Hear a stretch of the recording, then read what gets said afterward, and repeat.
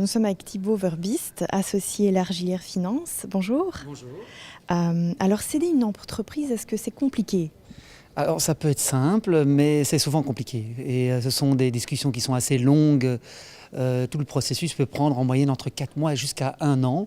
Et ça demande quand même de la persévérance et de la méthodologie. Alors, quelles sont les principales étapes de ce processus? Alors, généralement, on commence par constituer un dossier qu'on appelle marketing, qui est le dossier qui est vraiment fait spécifiquement pour parler aux investisseurs ou aux repreneurs, et qui est un dossier qui doit trouver un équilibre entre le plus d'objectivité possible, parce qu'il ne s'agit pas de trop embellir la mariée, parce que ça pourrait décevoir par la suite et se retourner contre soi, et aussi présenter le projet de reprise comme étant le plus attractif possible. Et donc c'est un équilibre qui est à trouver. Ensuite, dès qu'on a fait ce dossier marketing qui est généralement constitué d'un teaser et d'un mémorandum qui est plus complet sur la société, on rentre dans le ciblage. C'est-à-dire que l'on identifie, ça peut prendre du temps, plusieurs semaines, on identifie quels sont les acquéreurs potentiels ou les investisseurs potentiels en fonction de la synergie que ceci pourrait apporter à la société. Et quand le ciblage est fait, on approche les premiers investisseurs repreneurs. S'ils sont intéressés, on négocie alors ce qu'on appelle une lettre d'intention, une LOI en anglais, Letter of Intent. Et cette lettre d'intention fixe un cadre. En général, ce document n'est pas liant d'un point de vue juridique, mais il fixe vraiment le périmètre de la discussion et aussi le temps de l'exclusivité. C'est-à-dire pendant combien de temps le cédant s'engage à ne discuter qu'avec tel candidat repreneur. Et si la letter of intent a été signée et finalisée, c'est alors le coup d'envoi de l'autre étape, l'étape suivante, et qui sont les audits. Donc, alors il n'y a pas toujours des audits parce que ça dépend de la taille du deal, mais souvent il y a une volonté tout à fait normale du repreneur potentiel d'auditer la société qu'il s'apprête à acquérir. Parce qu'il a envie de voir s'il n'y a pas de cadavre dans le placard, si on est bien en train de lui vendre ce qu'on lui a promis. Et donc les audits, généralement, c'est assez classique. C'est des audits qui sont fiscaux, sociaux, mais aussi ça peut être par exemple des audits de propriété intellectuelle. Si la société possède des brevets, par exemple, vérifier que tout est OK et que la société a bien tous les droits.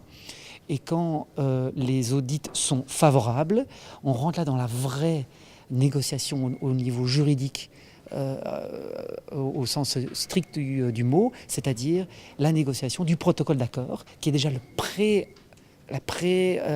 pré-contrat de cession, et d'un autre document qui est généralement dissocié, mais qui est fondamental, qui sont les garanties d'actifs et de passifs. C'est-à-dire quand vous vendez une entreprise avec des actifs, elle possède des choses, mais généralement aussi avec un passif, des dettes, etc. Et il s'agit pour le repreneur de s'assurer qu'on n'a pas exagéré à la hausse les actifs pour grossir le bébé, ou à l'inverse, si on n'a pas diminué les passifs pour rendre la mariée plus belle qu'elle n'est vraiment. Et donc ça, c'est une négociation qui a lieu souvent avec les avocats, parce que c'est un document qui est très juridique dans sa rédaction. Et quand on a passé cette phase-là, on est prêt à passer à la dernière phase, qui est ce qu'on appelle dans le jargon du closing, c'est-à-dire la signature et la finalisation de l'accord de reprise lui-même.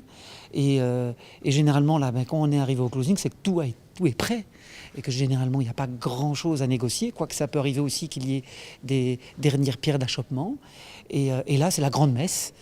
C'est repreneurs et cédants sont là avec leurs avocats et parfois aussi avec leurs banquiers, leurs experts comptables ou d'autres parties impliquées.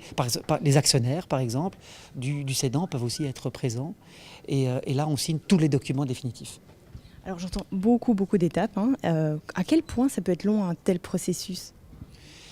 C'est long s'il y a une volonté d'être le plus précis possible, le plus prudent possible, le plus minutieux possible dans les différentes étapes, ce qui sera souvent le cas. Alors, ce n'est pas toujours le cas, parce qu'il y a parfois des deals qui se font rapidement, soit parce qu'on parle de sociétés très jeunes, soit parce qu'on parle de sociétés ayant peu de chiffres et dont les bilans sont assez clairs, assez transparents, soit parce que les parties se connaissent déjà très bien.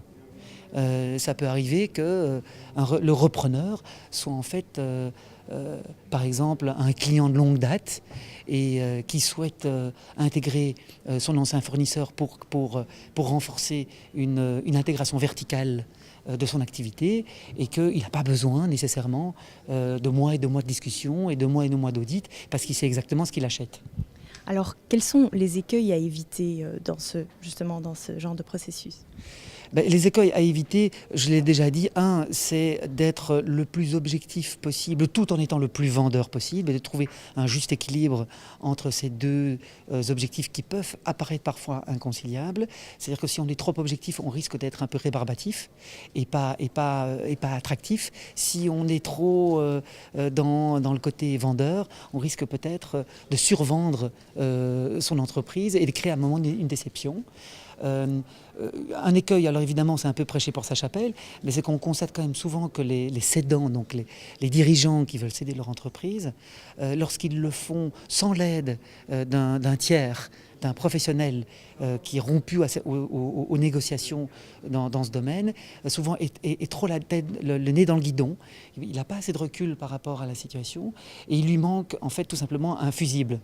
Et dans une négociation, avoir un fusible, c'est très utile. Et l'intermédiaire, qu'il soit avocat, expert comptable, banque d'affaires, etc., donc des gens qui ont l'habitude de ce genre de négociation, sont là pour ça aussi, pour servir de fusible.